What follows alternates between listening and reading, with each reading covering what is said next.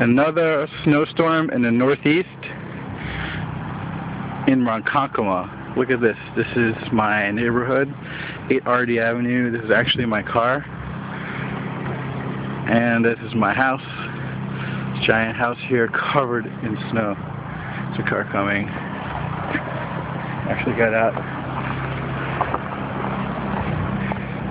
This guy's smart. He's got a plow in his truck. And we have someone snow blowing the driveway, which is awesome. I'm going to have to dig out my car. Okay, this is a problem. It's going to be interesting.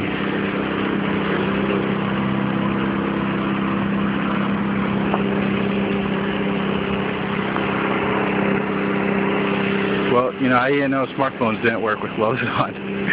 This is crazy. This guy's trying to get through here.